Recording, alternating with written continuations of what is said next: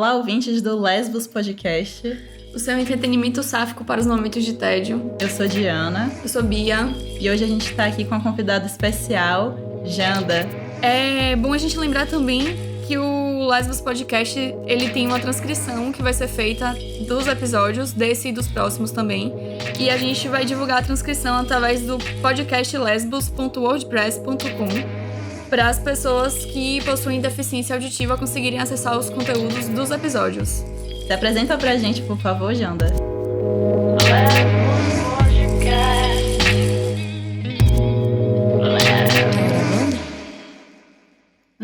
Olá, eu sou Janda Malci, sou mulher negra, periférica, uso dreads no cabelo,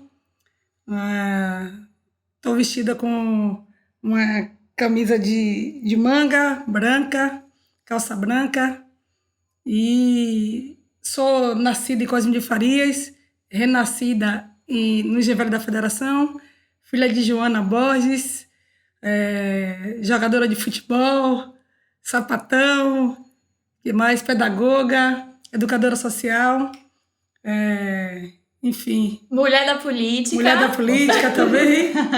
Mulher da política, né? Esse trânsito aí político que é necessário para nossas vidas. E o que mais? Acho que é isso, né?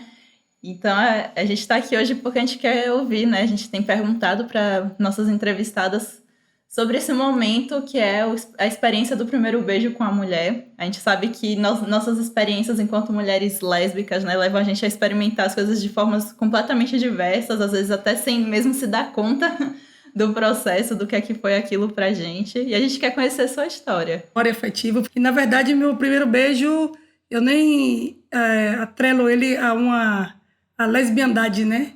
Porque o primeiro beijo, na verdade, foi com as primas, com as vizinhas, com as amigas, nas brincadeiras. Mas aí, quando o primeiro beijo acontece, eu me envolvendo com a mulher, foi muito bom, porque foi minha amiga, né? Uma amiga, acho que sempre acontece com as melhores amigas, né? E aí, a gente se apaixona, na verdade, eu me apaixono por ela, pelo umbigo dela, e aí, o primeiro beijo, meu Deus, que coisa mais gostosa beijar uma mulher, meu Deus, eu queria beijar toda hora. Que coisa mais maravilhosa, a sensação de você estar beijando uma mulher, né? E você sabe, eu beijo uma mulher, meu Deus, e ela gostou. E aí eu queria voltar todo dia para beijar, e foi complicado porque a gente não conversava sobre, né? A gente só se beijava, e depois foi passando, e cada dia que beijava, eu beijava mais gostoso, beijava mais, eu queria mais.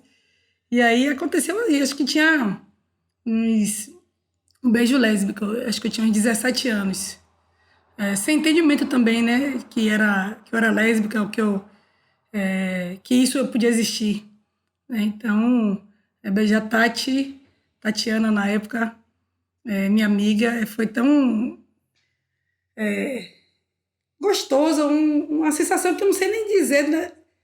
Hoje, avaliando, né, aquele beijo, aquela sensação, porque foi muito bom. Eu ficava muito, assim, muito beatificada como era beijar uma mulher, como era bom e como era bom para outra pessoa também, né? Como a gente se encontrava e se beijava e aquela... Poxa, eu beijo uma mulher, eu beijo uma mulher. Mas você já tinha beijado homens ou... Já tinha beijado homens. Eu namorava, na verdade, com um homem na porta, né? Passei por essa aprovação.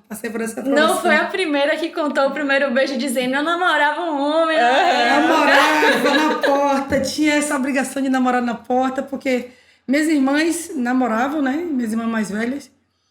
E minhas amigas, minhas vizinhas todas namoravam. Eu tinha que namorar, eu tinha que dar um retorno para a família, para a sociedade, para meus vizinhos, né? Ficava, Janda só joga bola no meio dos meninos.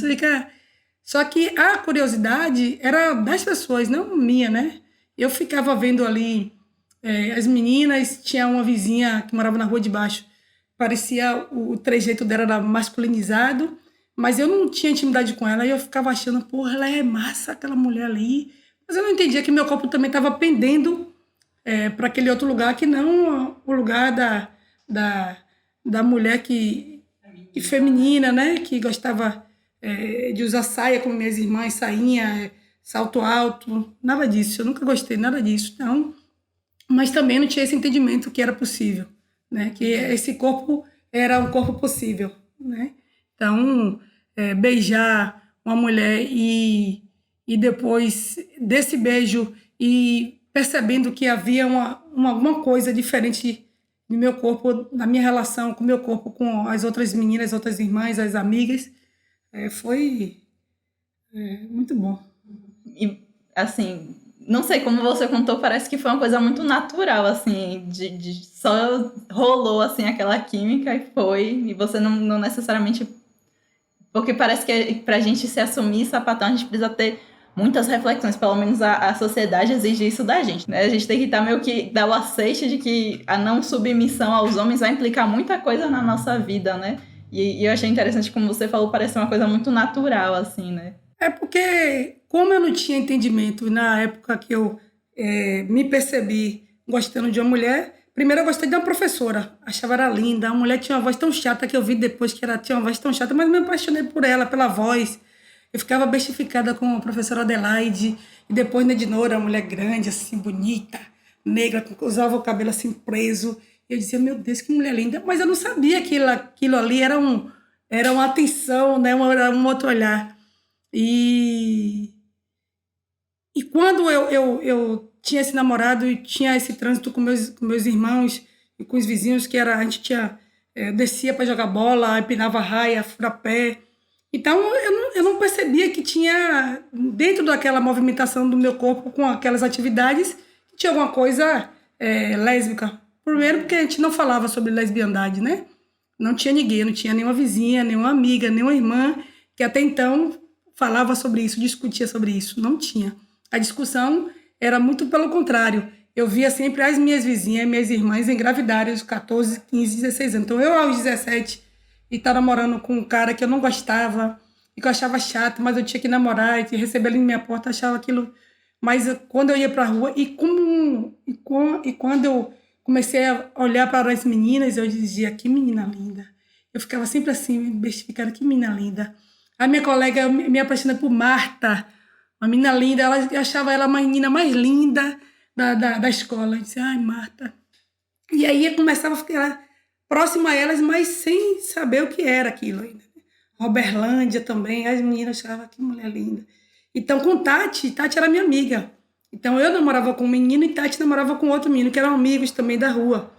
E aí, eu ia para casa de Tati, ficava muito lá. Quando a gente começou a ficar próxima, a ficar junto, a gente tomou uma dose de bebida que estava na casa dela, a gente tomou uma bebida e aí foi que a gente teve coragem de beijar. Mas a gente não falava o que era. Beijamos e no outro dia ela ficou sem saber o que falar, eu também fiquei sem saber o que falar. Aí me despedi e fui embora. No outro dia eu voltei, querendo beber de novo, porque a bebida dava... E aí a gente começou a ter esse beijo com a relação, e aí foi muito foda, porque a gente não queria mais ficar de noite esperando os meninos, né? Que um ia pra minha casa, outro... Então eles procuravam a gente dentro do quarto se beijando, e eles ficavam retados lá, e quando a gente subia, a maior cara de pau, eu subia feliz, alegre, para casa, qualquer horário que eu tinha disponível dentro de casa, quando a mãe dela saía para casa dela, era uma coisa mais gostosa. Então, mas eu não tinha essa coisa de dizer, eu estou fazendo isso porque eu sou lésbica, não. Não falava com ninguém, era só aquele, não era um segredo meu e dela, e que a gente não podia compartilhar com as outras pessoas, porque não sabia. Ainda que eu percebesse em Rai, que era a vizinha que usava uma carteira no bolso e um ouriçador no cabelo, não sei se vocês sacam o que é ouriçador. Ela tinha o cabelo black e botava um pentezinho no cabelo. E aí Rai passava, achava Rai assim, tipo, pô, era diferente, né? Diferente. Ô, Janda, não querendo denunciar a sua idade, mas quando você tinha 17 anos, era o que? Anos 90 ou anos 2000? É só pra gente conseguir avaliar essa 49, foto. faça aí a conta aí, 49. Ixi, então 49, faça aí. Não vou fazer a conta, não. Era... Acho que era anos 90, né? Você é de que ano? 72. Então, era ano 90. Por aí, Por aí, mais ou menos. E aí, é isso, eu puxei isso só pra entender mesmo, porque realmente era uma ausência de referência muito grande, né? Você não tinha nem personagem ainda em TV. E a gente começa a ter essas discussões de ter personagens lésbicos nos anos 2000, então... realmente se entender enquanto uma mulher lésbica nessa época era uma questão um pouco complicada. Era crise. Eu fui pra Igreja Universal, só pra vocês terem ideia. É complicado até hoje, né? Mas naquela época ainda era muito mais. A única coisa que a gente ouvia é que era doença. Que o homem era feito para a mulher. Minha mãe teve uma época que começou a ir pra igreja, então eu ouvia muito isso. Então minha mãe levava a gente pra igreja. E na igreja eu pedia, né? Achando que aquilo era pecado. Eu pedia assim... Oh, meu Deus, tira isso de minha cabeça, Jesus. Tira isso da minha cabeça, Jesus. Se for pecado, mas se não for, me arranja uma mulher aqui mesmo. É isso, né? Já que tá pecando, aproveita. Aproveita o pecado. Porque era muita mulher dentro da igreja, né? Era muita mulher e ficava olhando se tinha alguma bonitinha, mas não gostava de nenhuma. E então me olha, quando elas vinham botar o olho na minha cabeça, eu ficava olhando assim pra ela, será que vai ser essa aí? Será? Porque não tinha, então você tinha que se desenvolver sozinha. Não tinha ideia, não tinha conversação, não tinha diálogo, não tinha discussão sobre isso. Então eu tive que me virar com eu e Tatiana. E aí depois que abri o caminho também, apareceram outras meninas aí, toma-lhe beijo. E eu acho que é interessante essa questão etária, assim, né? Porque hoje a gente fala, né, do orgulho, a gente fala com, né? A gente tem espaços em que a gente pode ocupar, inclusive na política, você tá aí fazendo esse papel também. Mas eu vejo, né, tipo assim, eu tenho uma tia que ela é sapatona, ela mora com a mulher há muitos anos e, tipo assim, sempre foi um tabu. Quando a gente era muito pequena, a gente não podia frequentar a casa dela, porque tinham as mulheres, a gente não podia saber com quem ela se relacionava, então era sempre ela que vinha até a gente. E depois, quando teve o processo, não, ela já estava há muito tempo com essa mulher, foram morar juntas em outra cidade, etc., aí era aquele tabu de não, a companheira, a parceira, aquela coisa assim de não querer amiga, dar nome àquela lá. E era bem bizarro, assim. Minha família era bem homofóbica, né? Então, eu fico pensando assim, como isso reflete também, né? Como somos duas gerações muito diferentes, porque eu tô ali, por mais que eu veja ela postando aquela coisa e tal, mas ela não tem essa coisa do orgulho de falar, né? É um trauma muito grande de você não poder nomear a coisa, né? Acho que quando a gente passa por esse processo de não saber o que a gente é, e pior ainda, né? A gente enfrentar um mundo que sabe o que a gente é e vai causar uma opressão na gente para que a gente não se assuma, é muito pesado. Né? Aí tem a vizinhança, tem a família. Na primeira família você tem que dar uma resposta. Minhas irmãs mais novas engravidaram, inclusive.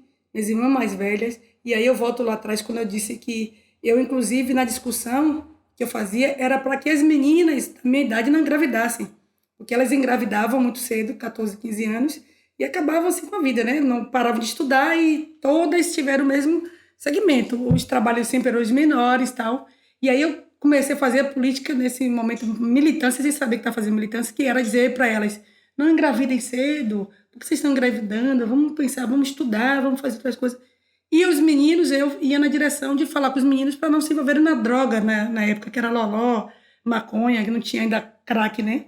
Então eu comecei também nesse direcionamento. Mas falar sobre mim, o que o meu corpo sentia, aquele desejo, nem eu sabia o que era. Né? Por isso que hoje eu naturalizo essa conversa dentro de casa com as crianças. Sou como pedagoga, eu faço também essa discussão, defendo a discussão que a gente precisa trazer também para o cuidado dos profissionais da educação, porque já tem muita criança que foram violentadas por causa disso, né? Eu já percebi dentro da escola, dentro da Fundação Cultural que eu trabalhei também, então fazia mesmo planejamento de trabalho para discutir isso com a família. Porque a gente, como eu não tinha, então hoje a gente, eu já chego no shopping e já vejo as meninas jovens, adolescentes, da Damon, digo, porra, que massa, que legal. Na minha época, nem pensar. Eu venho quase 20 anos depois de você na adolescência. Sim. E ainda assim, quando eu era adolescente, isso de certo modo era um tabu. Você não é mais adolescente, não? Não. A cara é de jovem ainda. Sei que eu tenho um rostinho de 18, mas eu já tô quase nos 30. Que mesmo, cara de 18. Mas aí, quando eu era adolescente, essa questão ainda era um tabu muito maior do que o que é hoje. Imagina isso. Você não tinha sapatão de mão dada no shopping, não. E outra, as sapatonas da escola eram todas, em tese, heterossexuais. Só davam um beijinho em mulher. Sim. Eu beijo mulher, mas eu sou hétero, sabe? Porque é isso, né? É legal aquela coisa de ser... beijar mulher, mas eu não namoro com mulher. E quando eu começo também... E engraçado que minha mãe começava a dizer isso. Minha mãe dizia assim, ô Duia, minha filha, você não gosta de homem, não? Porque começou a ter um incômodo em mim de chegar um rapaz na minha porta todos os dias, querendo me beijar, namorar comigo, e aquilo eu ficava... Aí eu saía, ia pra rua, quando eu chegava 11 horas da noite, ele tava lá, minha mãe falava, mas Gigi, eu tava aí. Eu dizia, mas esse homem chato, ela... Eu não esqueço essa cena. Lá em minha casa tinha um beliche, né? E aí ela disse, minha filha, você não gosta de homem, não? Eu dizia, gente, mãe, que conversa é essa? Minha mãe começou a dizer isso. E aí, quando ela falou, eu disse, poxa, acho que eu não gosto de homem mesmo, não. Né? E aí, quando começa essa relação com Tatiana, e a gente se beija, a gente namora durante meses. Só que aí, à medida que a gente foi namorando, foi complicando, porque a gente não queria mais eles, né? Os amigos, os namorados. Mas a gente precisava ter eles. Justamente porque a vizinhança começou a ter um olhar para o meu encontro com Tatiana, todo dia na casa de Tatiana. A mãe de Tatiana começou a brigar com Tatiana, né? Manhã não, que manhã, né? Eu acho que ela dizia assim, minha filha vai ser o que ela quiser. Meu pai não falava, porque, né? Ele não ia tocar nesse assunto. E como tinha muitos irmãos, e eu sempre fui a moleque macho, como se dizia, né? Jogava bola, fazia tudo. Mas eu sabia que tinha na vizinhança alguém que estava me olhando. Então a gente não saía mais junto, eu e Tatiana, porque a gente se olhava muito, a gente queria muito, né? E aí depois de Tatiana, aí eu fui crescendo, né? Indo para a fase adulta, aí fui conhecendo outros lugares, outras pessoas. Aí namorei com outra menina. E aí aos 19 anos namorei com uma mulher de 36 anos, que coisa maravilhosa. Eu dizia, porra, tô botando pra fuder. 19 anos pegando uma mulher de 36 anos casada, e a mulher era casada. Nossa Senhora. Com um homem. E a mulher era casada com um homem. Nada. E a mulher era casada com um homem. Foi treta, minha filha, foi treta, porque essa mulher me ensinou muita coisa, né? E eu dizia, porra, eu boto pra ligar, 19 anos. Eu namoro, como eu dizia assim, eu jogo bola, não, eu beijo na boca, sou gostosa e jogo bola. Então foi se descobrindo assim, né? À medida que o tempo ia passando, e aí, depois que sua mãe sempre comprava roupa muito igual para mim, para minha irmã, já não queria mais as roupas iguais, porque era saia, eu não queria usar saia, eu não queria usar vestido. E minha roupa era sempre diferente, né? Era bermuda, era short, era calça. E mãe, essa menina... Mas ainda também, não, ninguém falava, eu ia ficando com o meu corpo livre na medida do possível, né? E aí, toma-lhe beijo, mas não foi fácil, não. E depois, quando eu começo a namorar e consigo terminar com esse cara aos 19 anos, ia fazer 20, consigo dizer para ele que eu gostava de uma mulher. Eu ainda assim, quando eu comecei a namorar com uma mulher de verdade, era uma prima, era amiga, quando eu ia no lugar, era prima amiga, nunca era minha namorada. Só depois de anos que eu fui dizer, namoro uma mulher, e aí tive coragem. Mas é também engraçado perceber que às vezes a gente diz que a gente namora uma mulher e a família, toda vez que encontra, coloca no lugar de amiga. Não, meu namorado durou anos, porque... E ninguém naturalizava assim, né? E cada Gigi, eu disse que mas não namoro com Gigi há muito tempo. Mas elas queriam eu com um homem, né? E Edu, ele tá fazendo o quê? Não perguntava. Parou de perguntar, então quando perguntava sempre afirmava que... Mas você não estava namorando com fulano, mas você não estava... Eu dizia, não, você está enganado. Esse é um lugar, assim, também, que acho que a gente já comentou aqui em algum episódio, de como que, às vezes, tiram também as possibilidades da gente, quando a gente... Assim, eu tava comentando que a minha história foi um processo assim, tipo, eu ainda não me entendia lésbica, eu não saía com meninas, mas eu também não queria sair com os meninos. Sim. E eu tinha uma proximidade com mulheres, não necessariamente sexual, mas a família, já por eu não estar também muito nesse padrão da feminilidade, apesar de eu me cobrar uma feminilidade nesse período, porque, né, a gente não quer correr o risco de ser taxada como uma sapatona no colégio, né? Eu tava comentando, assim, né, que a gente tem uns processos que são muito complexos, tipo, minha família veio uma vez questionar, não a mim, mas a minha irmã, se eu era sapatona. Então eu senti aquele momento meio como uma ameaça, tipo assim, não seja isso aí. E depois, quando eu comecei a me entender e ficar legal com isso, é o silenciamento de não quero saber sobre, né? Então, assim, todo mundo é amiga. E quando você chega com a amiga também, já fica aquela coisa assim estranha de será que essa aí é amiga mesmo ou não? Parece que fica uma tensão, assim, de daqui a pouco tô chamando de amiga e tá ali no quarto. Era uma cobrança das hormas, só que eu fui muito safo, sempre fui muito safo. Porque, na verdade, essa minha relação com os meninos ela não foi de violência, porque na verdade eu mandava assim nele, como ele gostava de mim, então eu aproveitava aquela, né, eu gostava dele e abusava mesmo, ficava...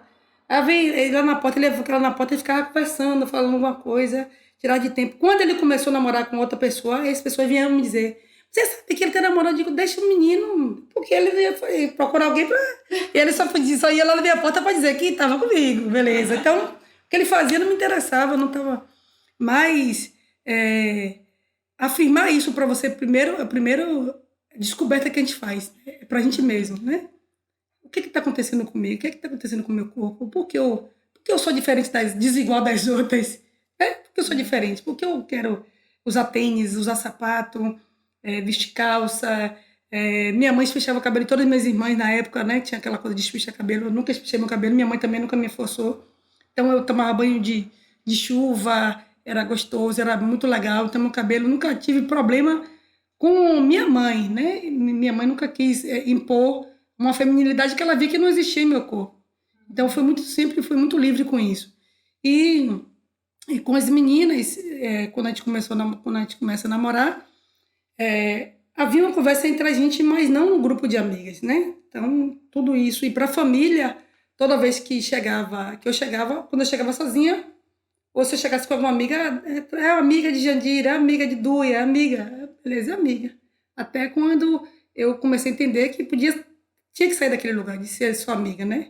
E assumir aquilo para mim primeiro. Então, aí a gente leva a gente para um outro lugar, que é dar autonomia, né? Então, eu precisava trabalhar. Então, eu comecei a trabalhar muito cedo para não depender da família, para não ter que dar, né? Então, meu pai sempre foi muito violento, então eu não queria que ele exercesse a violência dele comigo quando ele percebesse que não tinha mais um namorado. Então, aí eu já estava indo para o mundo, trabalhar e comprar minhas coisas, ajudar dentro de casa, como eu faço até hoje. Então, é um corpo que precisa estar dando retorno para ninguém. Tipo assim, você não precisa falar de mim, porque eu não dependo de você. Então, primeiro é com você, depois é com a família, e você resolve com a família, o mundo que se vire. Essa é uma realidade de muitas mulheres sapatonas, né? Começa logo cedo a trabalhar, se bancar para poder bancar mesmo o que ela quer bancar, né? Então... é isso, é correria, E para as mulheres negras, pior. Porque eu via nas meninas brancas um outro movimento que era bonito, que era possível, né? Eu dizia, porra, por que a gente não é assim? Tinha essa coisa em mim de achar, inclusive, teve uma época de eu querer namorar com uma menina branca porque seria mais fácil na minha cabeça, né? E aí é tudo muito difícil, porque você fica assim, pô, todo mundo te olha. Você já é preta, né? E tinha essa conversa, você já é preta e ainda vai ser lésbica? É como se fosse você podre 2 vezes. Depois que eu fui pra Candomblé, piorou. Na UNEB eu senti isso, né? Preta, sapatão e macumbeira. Pera aí. E aí quando eu chego na UNEB... a sociedade vem com isso, né? Tipo assim... com esses marcadores, como se todos esses marcadores fossem negativos, quando na verdade não são. Mas vem com isso assim, bem forte em cima de você. Tudo isso aqui é um pacote muito pesado. E eu percebo isso dentro da UNEB, incrível, né? Que quando eu estava cursando na UNEB, nos encontros coletivos, toda vez que eu falo isso me dá muito... porque eu comecei a perceber ali, que eu dizia, UNEB, lugar que, né, pensa a educação, que discute a educação, as formas educacionais, das relações... E dentro da UNEB, na minha sala, quando eu fui tirar onda de falar que eu era lésbica, preta não tem como negar que eu sou preta, né? Então preta, candomblessista e lésbica. Não tinha grupos de trabalho para mim. Quando a professora passava alguma atividade em grupo, estava lenhada. Ninguém me convidava. Se você que não estava lá na época fosse da minha sala e não estivesse na sala, você já estava... seu nome estava no grupo, mas o meu que estava na sala, não. Incrível. E eu comecei a perceber isso depois, que eu disse, pô, o que está acontecendo? Aí eu disse, porra, é porque eu sou de Candomblé, tinha muitas colegas que eram evangélicas, e porque eu sou gay, lésbica. Então, assim, para elas era muita afronta, né? Era muita violência para elas. É porque enxergam esse corpo como um corpo violento, né? O corpo que não é submisso é um corpo violento, sendo que é o contrário, né? É o contrário. Então, eu ficava... Quando eu comecei a me dar conta daquilo, meu desejo pela universidade foi cessando. Eu quase não concluo o meu curso e tenho dificuldade até hoje, o mestrado, toda hora penso que tenho vários, o mestrado, para o doutorado já tem encaminhamento, mas eu não consigo ainda. Estou trabalhando isso, inclusive, na análise, porque eu não conseguia terminar meu curso. Eu só consegui porque, na época, eu estava casada, e minha companheira, que já era da universidade também, ela ficava, você é muito inteligente, você precisa escrever sobre o projeto, não fica assim, não. Eu dormia, eu tinha um sono de manhã. A minha turma era pela manhã. Eu não conseguia acordar, eu não conseguia ir para a universidade. Porque era muito violento. Você se dá conta disso. Era universidade pública? É, UNEB, Universidade do Estado da Bahia. Imagine, dentro da UNEB. Mas é isso, é porque no episódio passado a gente estava falando da situação da UFBA. E eu acho que a UFBA tem uma coisa de ser mais aberta, mas também é uma universidade pública que é muito mais branca do que a UNEB. Sim. Né? Então, essas coisas... E a gente que estava falando da nossa experiência, ela também somos brancas, né? E tem uma outra questão também, então... a gente vem de um curso, né, que é o bacharelado interdisciplinar, que é um curso muito mais aberto. Não, você entra na salsa, tem viado e sapatão. Você tá no paraíso. Você tá de boa.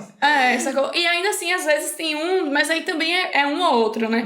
Um ou outro professor que vem com uma ideia ainda muito classicista e colonial sobre a universidade, e aí mas sempre tem um embate também, porque a gente já é preparado lá pra...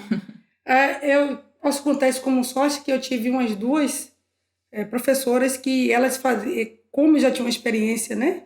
E treinar o UNEB também, talvez um pouco mais, já com a idade mais avançada, então já tinha uma experiência de vida, de prática, né? Prática social. E aí as professoras pegavam esse meu conhecimento e levavam para a discussão dentro da sala de aula. Foi a minha salvação, assim, porque tinha professora que gostava né? Se colocava algum texto para falar, por exemplo, para falar de movimentos sociais, e aí eles teriam como base 1960, movimento estudantil, com Arnaldo Jabor, inclusive. E aí eu disse, não, esse texto aqui não me contempla. Movimento social acontece lá em 1835. Aí trazia outra discussão, trazia outras verdades.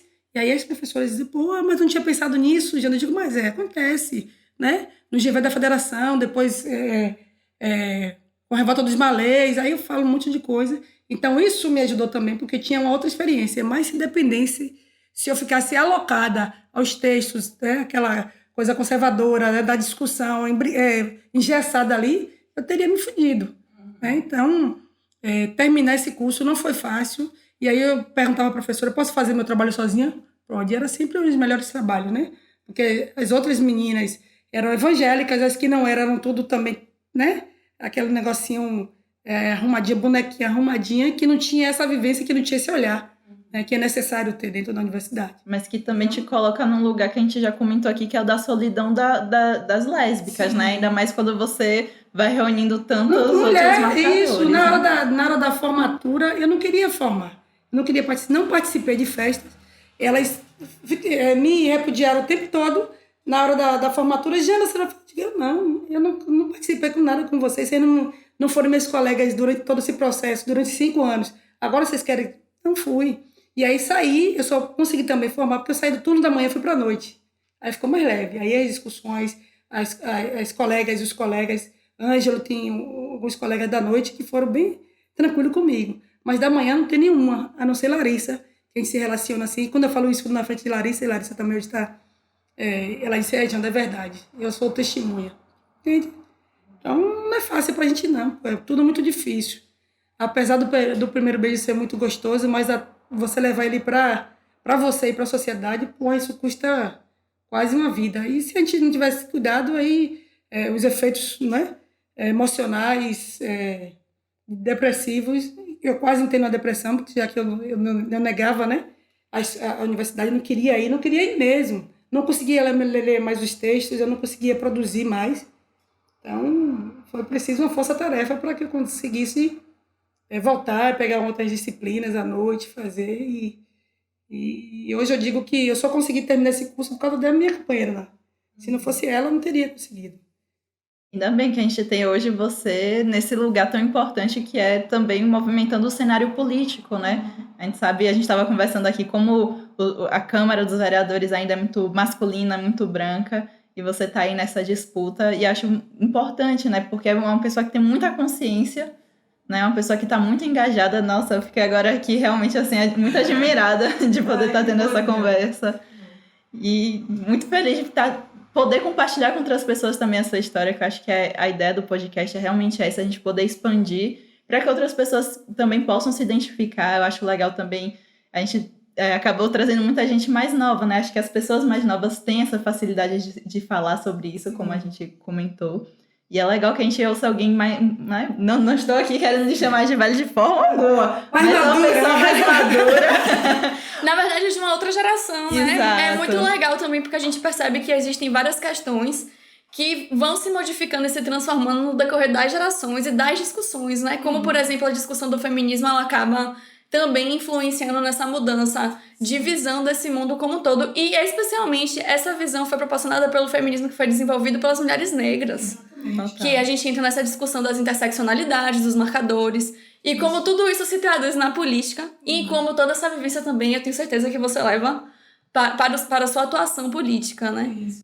Inclusive, quando a gente fala hoje em feminismo, isso também foi para uma luta para a gente com as mulheres, porque se falava em feminismo, mas era um feminismo que não tinha as mulheres negras, né? Não tinha participação. Né? Então, quando a gente consegue se inserir, quando a gente consegue reivindicar, e aí você vai reivindicar um montante de coisas que não estavam ali discutido, né? Porque no feminismo, o que as mulheres queriam? Defender a presença dela na universidade, no trabalho, ser autônoma, ter autonomia. E muitas mulheres negras lá queriam só ser reconhecidas como gente. Como gente. Porque não tinha discussão de mulheres negras, não se falava em mulheres negras. E Sojourner Truth já falava, né? Eu também não sou mulher, porque eu não posso estar aqui, né? Falando por mim, defendendo as demandas da nossa comunidade, das mulheres negras.